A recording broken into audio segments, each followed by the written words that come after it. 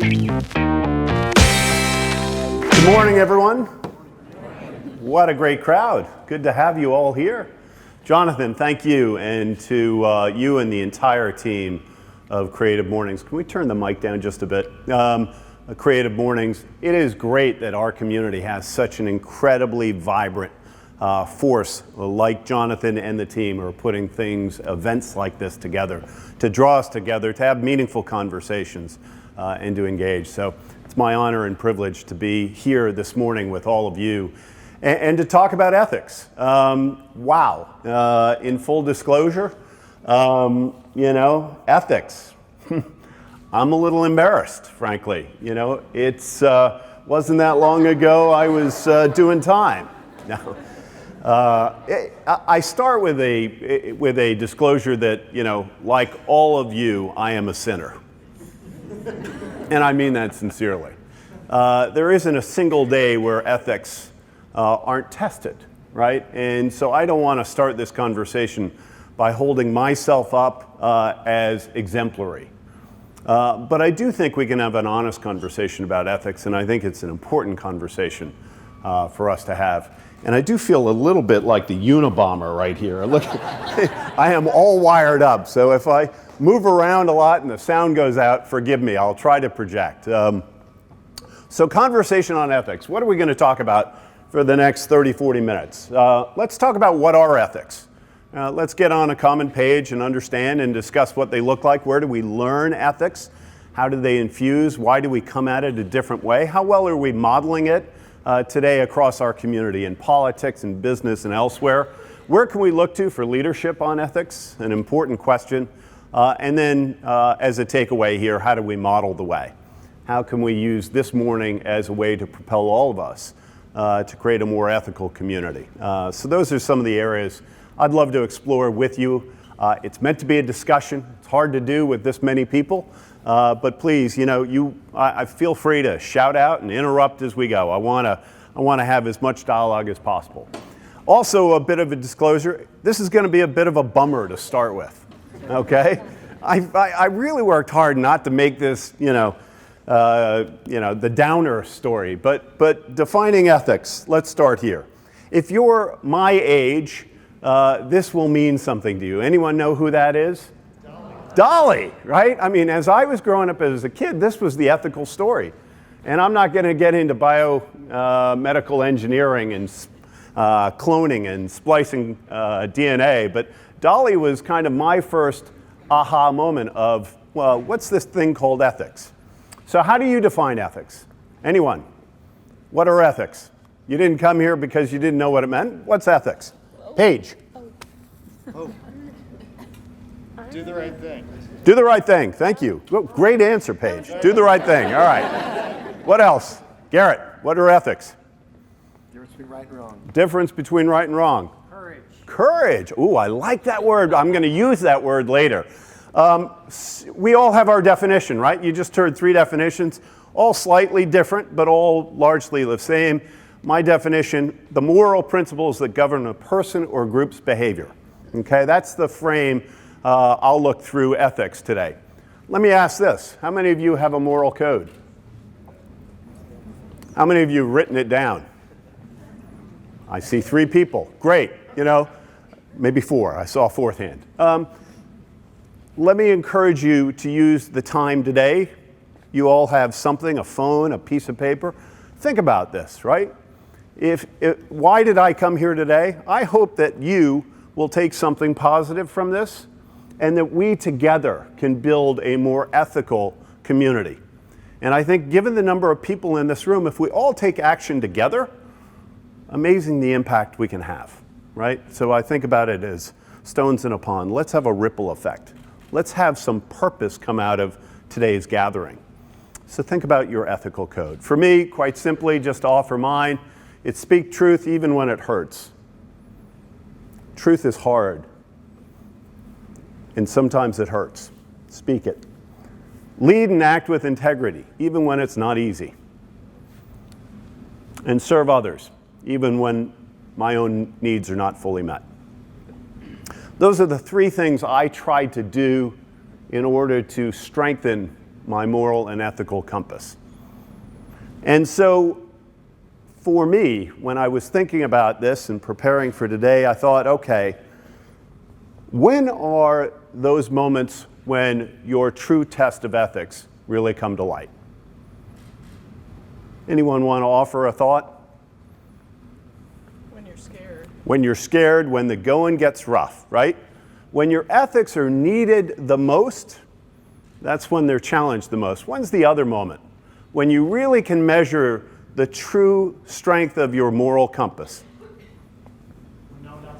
When no one else is around. You are, like you were in the shower with me this morning. Yeah, when no one else is around, right? Those are the two times when you really gotta test it, right? It's like sailing in strong winds. This is when ethics matter. And where do we learn ethics? Anyone learn ethics along the way? Parents, thank you. Where else? Employer, work. Wow, okay. It's not on my list, but I like that. Friends? School, religion, okay. So let me ask, and explore how we're doing in those areas, okay? So parents today, 40% of kids are being born into single-family homes, single-parent homes. That doesn't mean that they can't learn ethics there. It just means that the conditions are probably a little more challenged, right? One parent versus two just makes it that much harder, right? Church, attendance has dropped to as low as 20%. It's a bit higher down here in our neck of the woods, but in parts of the US and certainly across Europe, church attendance, regular church attendance has dropped. These are two of the cornerstones of where ethics were once kind of taught and infused. Leaders, right? We learn from others, be it friends, but also leaders. We learn from those around us. How well are our leaders role modeling ethics today? And school.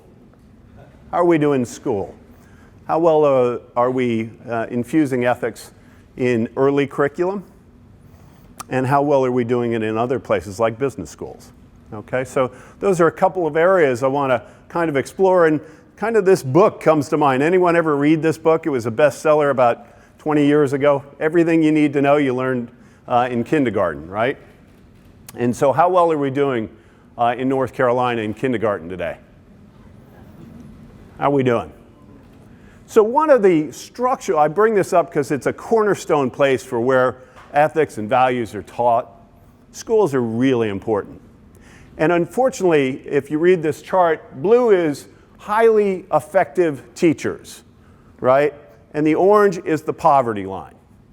And what it says here is those in poverty, those perhaps, I will stretch and argue, those perhaps most in need of great educators have the least access to great educators.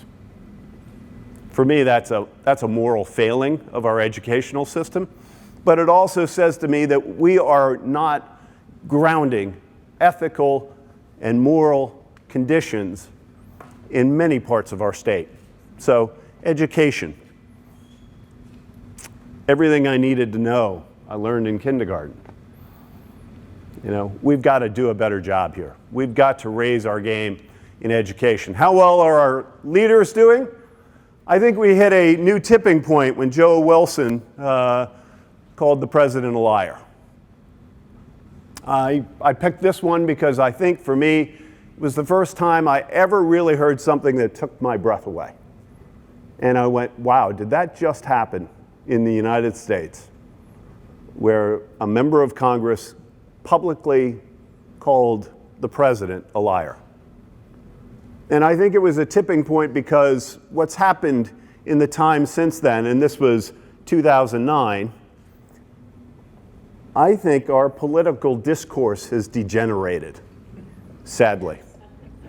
And that may be mild. So, you have Ted Cruz talking, you have Donald Trump accusing Ted Cruz of being a liar. You've got incredible challenges here with Hillary Clinton and what she did with sensitive data and her ethical and moral code on handling that. And you've got Donald Trump, who PolitiFact calls the biggest liar of them all. And did anyone watch the 15 rounds of mudslinging last night? Oh my God. There was a straight 5 minutes where all the top candidates called each other liars. These are our leaders. So I'm not picking on either side of the political fence here. I'm just disappointed in the whole shooting match. For the greatest nation on earth to not have the type of exemplary leadership, moral compass that we need. We got to change this. It's a pity. Closer to home, I believe that the people get the government they deserve, right? And fundamentally, there are some principles that guide our nation and how we govern. And in North Carolina, I think this notion of gerrymandering is an important one.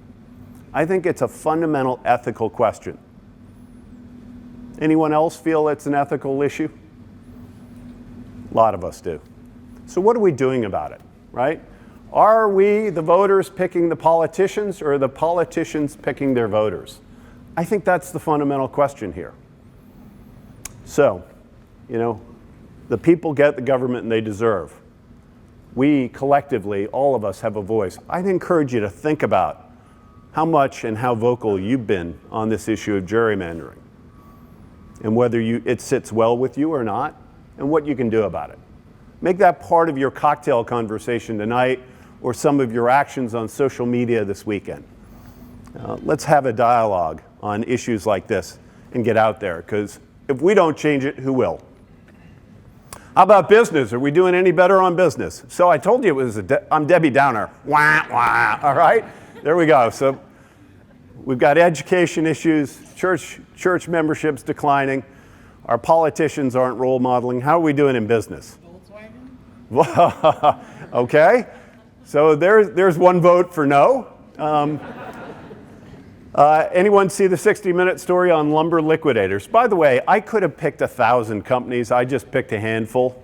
Lumber liquidators effectively sourcing product with formaldehyde in it and selling it across the nation knowingly. Story broke by this gentleman on the left, Whitney Tilson. Whitney and I are good friends. We were colleagues at the Boston Consulting Group. Thank God there are guys like Whitney out there. He's brilliant. He's a hedge fund guy. And all he does is look for companies with ethical digressions, and he shorts them. Isn't this great? This is his business. I love Whitney. So he discovered that Lumber Liquidators was selling formaldehyde in there. So what did he do? He bought a huge position, he shorted it, and then he went to 60 Minutes and he broke the story. And by the way, that down curve is an up curve on Whitney's return charts.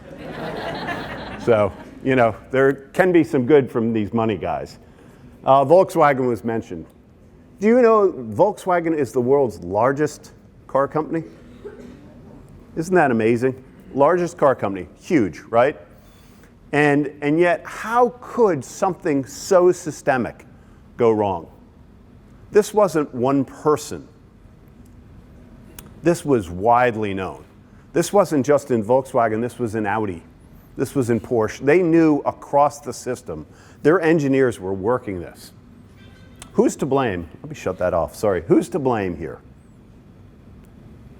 How does this happen? How do we go so wrong in such a large corporation? And it's not just about cheating the consumer. Everything they did was about cheating all of society, about getting around all of the laws and polluting.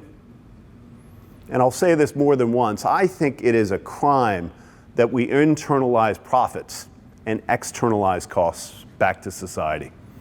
I don't think we have proper accounting for the way true business should be measured.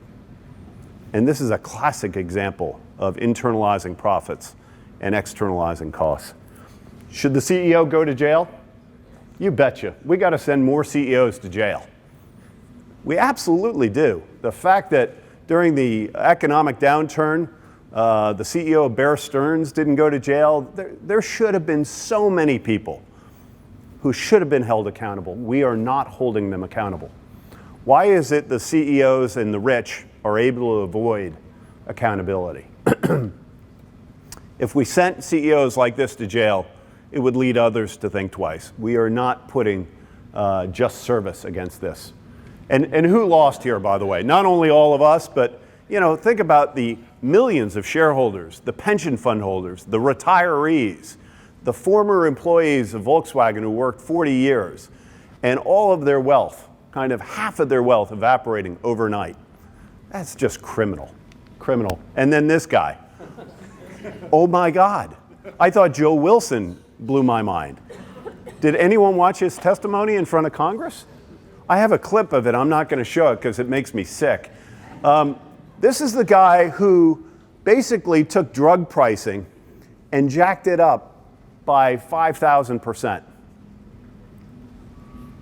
This guy has no ethical compass, zero. And yet he rises to become a CEO. No one checked him along the way. How is that possible? What's that? Sorry, why would other people do business with him? Why would other people do business with him? Great question. How did he get away with it? Because he was creating money, right? Too often, the compass is on the bottom line, right? That's what a lot of us are motivated by, the pure financial stakes. And this was classic. And if you haven't seen the testimony, you should watch it. He then pleads the fifth in front of Congress and tweets that they're imbeciles. I hope we see justice done there. Closer to home. Duke Power. Anyone see the coal ash spill? Anyone live in or around or know someone who lives down the Dan River? A lot of us do. Anyone know what's in coal ash? Arsenic, selenium, mercury. Those nice little chemicals are nasty. They're enduring. Once they're in the water, once they're in the environment, they will last thousands of years. How does this happen? How does this happen at Duke? What I think has happened at Duke is clearly irresponsible. Clearly irresponsible. What galls me more is their response, which I think is reprehensible. This is their response. They created, right, after denial and minimizing and getting the PR storm covered, they created something that they call the National Advisory Board, right, on coal ash, NAMAB, National Ash Management Advisory Board. And read that. They created an independent group, okay? And independent experts, including a dedicated team from Duke Energy, to identify closure options that protect people and the environment in a cost-effective manner, right? Not at any cost, but in a cost-effective manner. Now, when they come down to it, what do you think will lead here? Cost over people, right? It's just going to be that clear. And it goes on. Again, this independent board is working with Duke engineers and scientists to develop a set of guiding principles for safe basin closure, right? Which minimizes the impact to local communities. Minimizes impact. The impact's been done. Get in there and fix it. You're a massive corporation with incredible resources. The fact that actually you're slated to close these ash pits by 2028, again, I think is reprehensible. It's a complete sham. And they're holding up this as their response. So, Duke, write the CEO. Let her know you're not happy with the response. We are the consumers and the customers for Duke Energy. This is going to happen again. And only if we raise our voice can we stop it. Because there is no ethical compass in the boardroom at Duke Energy. All right, Debbie Downer. How about MBAs? Any MBAs in the room? We've got 4 people? Really? Wow. 1, 2, 3, 4. There are 4 people who have the courage to admit they have an MBA. Come on, who else has an MBA? Is that really it? We have 4 people. That's extraordinary. All right, so my audience of 4. let me ask you, were you taught ethics in your MBA curriculum? Tepid, all right. They have the courage to admit they went to get an MBA, but not sure about what they learned. Well, I went to a little school in Cambridge called Harvard, and this was incredible. So where do you learn business? I think ethics ought to be taught at business school. What about you? Yeah. Right? I mean, the great thing about doctors is actually they come out with a Hippocratic oath, right? There is a moral compass that is trained in the medical profession. And we're minting twice as many MBAs as doctors today. Imagine if these CEOs that I just went through had actually spent time in their curriculum really thinking about ethics. When I went to Harvard, we did have an ethics class. It was 3 days long before the curriculum began, and you were encouraged to attend. 3 days out of 450 days. Less than 1% of our time at Harvard was spent on ethics. And frankly, I'm not sure how many people attended. We have a long way to go, or we did. The good news is things are changing. Ethics in the MBA, a few years ago, 2 people from Harvard Business School decided, you know what, we're going to write an oath. And they wrote down this oath. And just before graduation, they got the dean's permission to print this. And they put it on the chairs of all the 800 MBAs graduating from Harvard. And they asked them to sign it. Remarkably, half of them did, which I thought was great. That was several years ago. Today, this is employed across hundreds of business schools.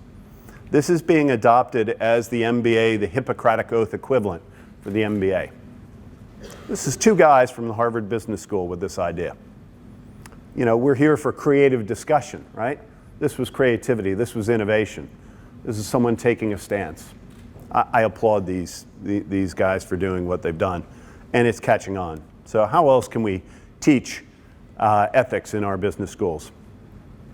So where can we turn to for ethical leadership in business is one of the questions I have. And the good news is things are changing.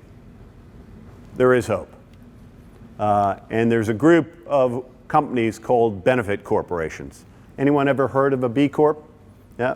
Anyone a member of a B Corp? Good. We're spreading, right?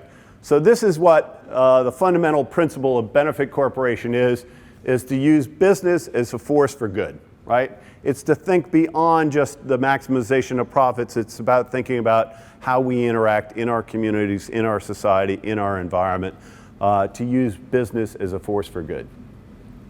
It's an exciting time.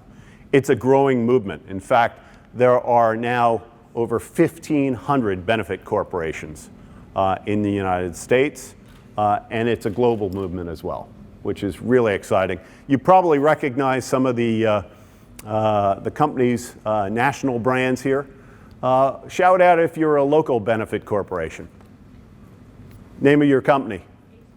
HQ Raleigh. Oh! HQ Raleigh just became one of the newest members this past month. So great stuff from HQ. How about in the back?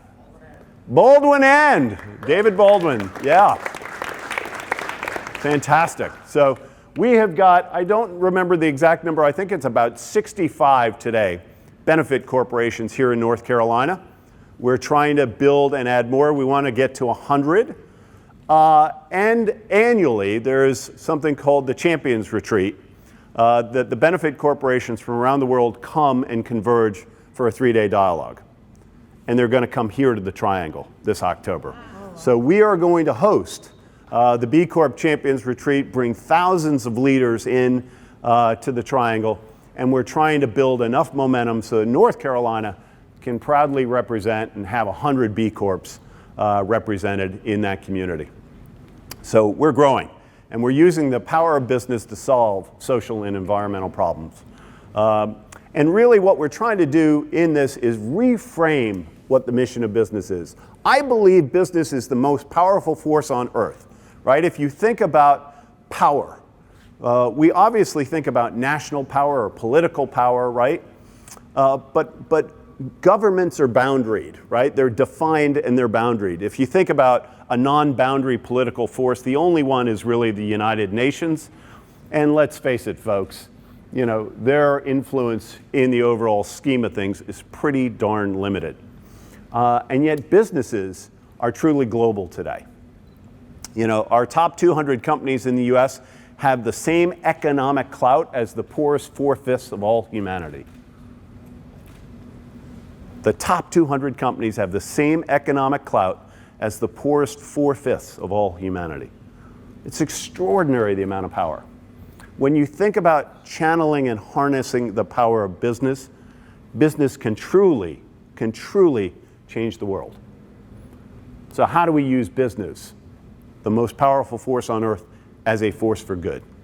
That's what benefit corporations are doing. That's what we're trying to redefine and broaden the lens from maximizing profit to maximizing shared value, right? Value for communities, society, the environment, and delivering a profit. So we're trying to maximize long-term shared value. One of my favorite B Corps is a company called Patagonia. Anyone know Patagonia? Love it? Yeah? The leader of Patagonia is a gentleman who I deeply admire, Yvon Chouinard. He's written some wonderful books. Let My People Go Surfing is one of them. You should read one. You will be inspired. Yvon Chouinard is one of the great CEOs. And think about this. How many CEOs would place an ad right at Christmas that says, "Don't buy this jacket"? And that's what Patagonia did. They don't want you to buy another jacket. They want you to use the one you have, to reuse it, to repurpose it, to upcycle it, to buy fibers that are already in existence rather than create virgin fiber. They're rethinking their role. In fact, the mission of Patagonia is great. Patagonia exists as a business to inspire and implement solutions to the environmental crisis. That's the mission of that company. It doesn't say to clothe the world, to sell another jacket, to make more profits. It's to inspire a solution to the environmental crisis. And what they do is they give 1% of all their sales to care for the planet, 1% for the planet. Think about that. On a company like that, 1% is about 10% of profits. That's a lot of their shared profit going right out the door to protect the planet. So this is a walk the talk kind of company. Another company I really admire is one called Seventh Generation. I have the great honor, it's been 5 years this week that I've had the chance to lead this company. It was built by great people prior to me with real clarity of principle. You know, in fact, we are building the most trusted brand in our industry by redefining leadership through our principles, practices, and partnerships. In other words, what we're trying to do is be a good steward, be ethical, right, in how we work, clarity of principle, and how we engage with others. We have a fundamental belief that if you do the right thing, the right results will follow. We're built on 5 core values. Everyone's got values, right? Ours are to care wholeheartedly, collaborate deliberately, nurture nature, innovate disruptively, and be a trusted brand. We don't believe you can build a brand without the word trust. It is the most fundamental and important principle of our company, trust. Trust is congruity, walking the walk, alignment of actions, and when you get it wrong, disclosure and honesty about what you did wrong and what you're going to do to make it right. We are a trust company. And we are guided, our strategy is guided by 4 aspirations. These are the 4 things why we exist as a company. We want to nurture nature. We want to care for the next 7 generations of tomorrow. We want to transform commerce. We want to use our position in business to change the way business gets done. We will champion honesty, responsibility, radical transparency in commerce. We want to enhance health through the education, activism, and innovation. We want our consumers to be armed with knowledge, facts, insights so they can make better choices for their well-being and that of their family every single day. And we want to build the community around us, our company community as well as our community around us, by advancing social justice and equality to unleash human potential. That's our job. That's what we're trying to do. That's our strategic framework for what we aspire to be as an organization. And that's how we live kind of our code every single day. Yes? Do you have any competitors that you think are working from any similar? Yeah, absolutely. So the question was on competitors. We actually have great competitors. We believe Method is a great competitor built on similar principles. Know their CEO as well. We're frenemies. That's the way we think about it. We exchange a lot of ideas and work together. And there are a lot of B Corps, right, that hold these same values. I could show you a bunch of other companies that live and breathe this way. Ben & Jerry's is a great example. Even though it's part of Unilever, it's figured out how to carve out a real clear ethical compass. And these are the things we do. We try to make and measure a positive impact by standing up for what we believe in and then holding ourselves accountable. It's really important to hold yourself accountable, to be transparent, to publish. And so you can go on our website and you can read every single detail about how we run our company. We will disclose how we're doing on gender equity pay. We will disclose our diversity population. We'll disclose our carbon. Whatever you want to know about us, it's up there. And you're welcome to ask us questions about it because we think your questions make us stronger. And that's the way we lead. And so, again, we believe that if we do the right things, the right results will follow. Bless you. And what you haven't seen so far is any mention of profit, right? Any mention of profit. So that's what comes out of the pipe. If you do all the things right, profit is one of the outputs. And I think what's wonderful is to see this transformation in the 25 years since I've been at Harvard. I had the great privilege of being educated by Michael Porter, who is a world-class strategist. And Michael Porter has written out really clear principles and values about creating shared value. That's effectively what Porter has written, a great strategist, is what benefit corporations stand for. It's about the fact that not all profit is equal. What an interesting notion. Not all profit is equal. Profits involving a social purpose represent a higher form of capitalism. Think about that. A higher form of capital. This is from the bastion of capitalism. This is from the great Michael Porter of the Harvard Business School. Not all profits equal, social purpose or a higher form, one that will enable society to grow even more. The result is a positive cycle of company and community prosperity, which leads to profits that endure. We are so short term. We are so performance driven on the month or the quarter or according to the stock market. This notion of building an enduring organization, of building something of value. This is a big idea. This is a transformation. This is what they're now teaching at the Harvard Business School. And I'm happy to say it's going on over at Duke, at Case.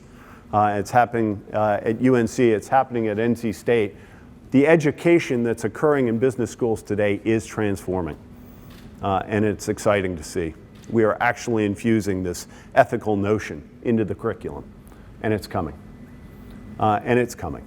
So 85% of millennials today, anyone a millennial?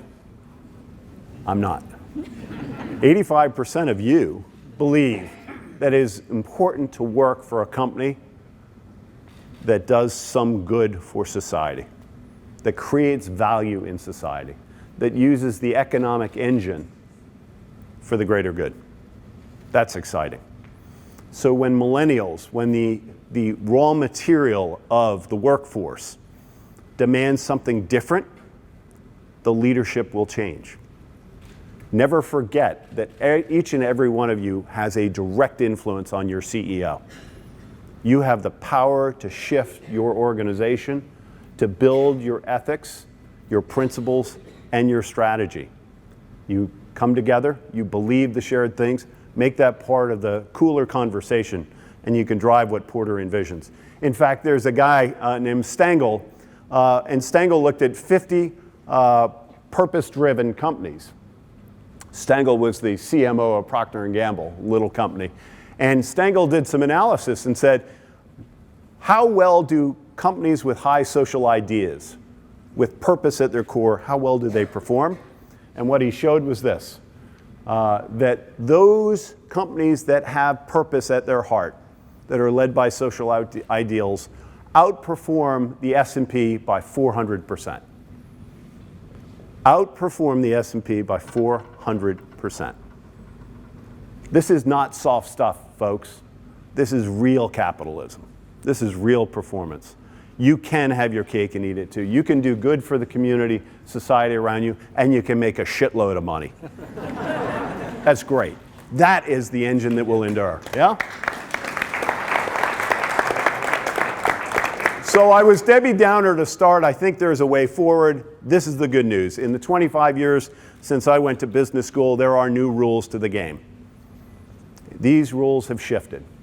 The idea that you were taught that your job was to maximize shareholder value was beaten into you. That's changed. We are talking about stakeholders. The idea that it was all about value is being supplanted by the notion that you need to lead with values. You know, the idea that we are into the transaction is changing to one of think about the relationship. And importantly, this notion of compete and zero sum, which again was hammered into me at Harvard, is being replaced by collaboration and co-op competition, right? This is the frenemy at Method. You know, we are working together, Method and we and 16 other companies are working together at Target right now in collaboration to change the landscape on a program called Made to Matter. It's incredible what's happening from a collaboration standpoint. So these are the new rules of the game. These are the values that ought to be infused in your companies. As you go back to work today, think about how well you guys are doing against thinking about stakeholders, value, relationship. And let me go back to Patagonia. I shared their mission with you. And again, Yvon Chouinard says, inspiration needs noise. Their job is to inspire, right? And implement solutions to the environmental crisis. Inspiration needs noise. It needs leadership. To inspire solutions to the environmental crisis, you have to go public with your own. You have to be explicit. This is a call to arms, right? We must find our noise. So I ask you today, what will your noise be? What will you take from today's discussion? What will you do to infuse ethics and a moral compass within your business, within the society around us, to challenge our political leaders to call it when you see it, yeah? Let's leave with a collective purpose here today. So 6 ways I think we can do that. 1, speak out. We see it. We see the wrong. We need to have that courage to speak out when we see the wrong, to not go gently into that good night. We need to write. We all have the power of the pen. Anyone ever write a letter to the editor? I know some of my friends have. Yeah? Awesome. I wrote one last month. You all can write one. It's free. All it needs is a couple of strokes of a keypad. You can write one to the New York Times online. You can go to the NNO. It's easy, guys. I challenge you to write a letter to the editor. Let your voice be heard. Let the ethical majority not be drowned out by the unethical minority. We must speak up, right? Write, blog, go to social media, tweet. We all have those tools. Vote. We have an important election coming. Vote with your conscience. I dare you not to vote party line. Really think about the candidate. Think about the ethical compass of that leader and whether that person represents your values. If they represent your values, that's a great vote. Mentor the next generation. We have got an incredible crisis of leadership and education going on. You know, 1 out of 5 kids in North Carolina lives below the poverty line. They're not getting the education they need. 1 in 3 goes to bed hungry. We had a great breakfast this morning. 1 out of 3 kids in North Carolina doesn't go to school fed. How are they going to learn? We've got incredible working mothers who are raising children, who are stretched to their limits. Be a mentor. Through the Y, through Big Brothers, find a way. Those who need us the most need us today. Be a mentor. Find a way. Practice your faith and your principles. Find your moral courage, right? We must stand up. And finally, lead in your business. I challenge every one of you to think about becoming a B Corp. There's an easy way to do it. It only takes a year, right, HQ? I'd love to see more B Corps. Join us, right? Have a conversation in your business today. Think about leading the way. And if we all do this, I think we can really summons our strength. And I'll leave you with this final charge. I had the great privilege of going to Dartmouth, where the president implored us to think about one thing. His name was John Sloan Dickey, and he said, "The world's troubles are your troubles. And there are no troubles that better human beings cannot fix." Better human beings. Let's summon the courage today to be better human beings and leave this society, our community, and the world around us a better place. Thank you, everyone.